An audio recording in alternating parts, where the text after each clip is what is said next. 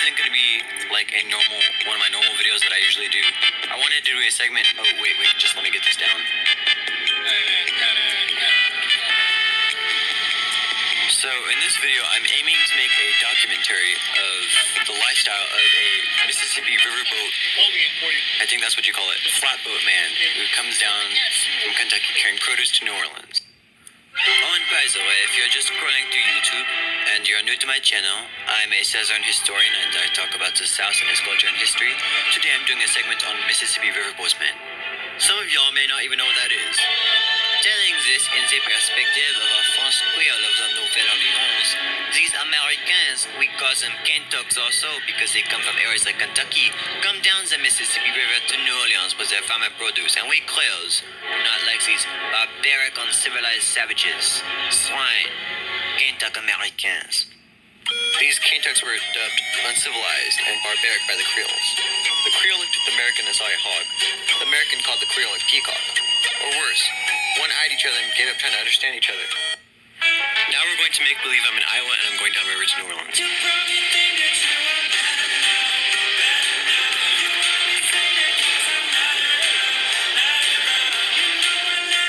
Howdy there, my name is Johnny Appleseed. I'm from Ohio, and I'm going down the Mississippi River carrying produce to the city of New Orleans. Oh, look at that, I'm already in St. Louis.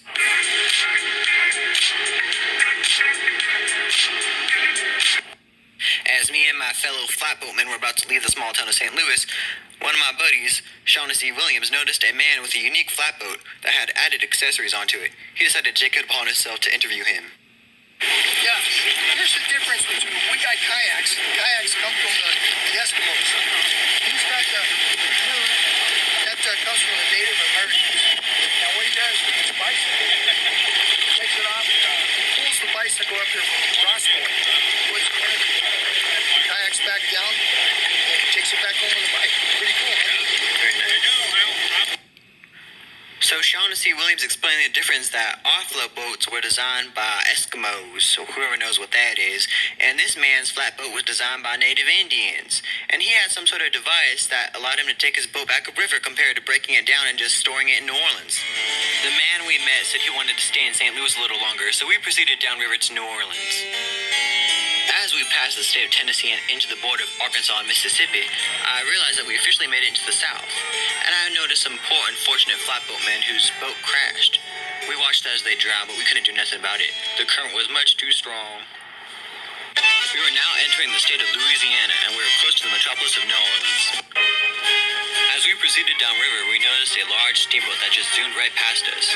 Steamboats were invented in the year 1812, and first there were few, but now the year 1820 they have doubled by the hundreds. And we feel while we're doing hard work, using our muscles and arms to get down there, and they're just gliding through, we don't like steamboat folk that much. Then we noticed that the steamboat was heading towards a giant log, and we tried to warn them, but it just blew up and all the people died.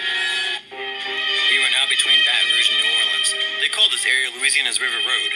This area, the wealthy elite of the South built their lavish plantations. A Kentuck from Ohio could only dream of living such a life.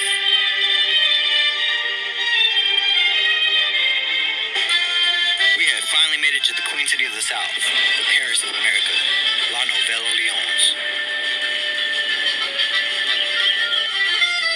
I was astounded by the architecture, so foreign and exotic, so Frenchified, so Creole. New Orleans was extravagant, it was frivolous, it was decadent. French girls danced the can-can. Gentlemen watched, but they didn't care that they saw the women's legs. Gambling and drinking was prevalent all throughout the city. This city wasn't ashamed of debauchery and pleasure, it embraced it. One night I decided to dress myself up like a gentleman, and I was in this fancy gambling house. And I noticed one of those Creole singing girls made eyes at me.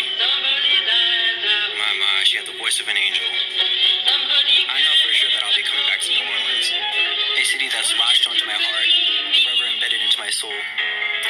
Now, it's come for this time for this Ohio flatboat man to leave this charming, aristocratic, elegant city. And even though I came all the way down from Ohio, all the way down to New Orleans, it was worth it.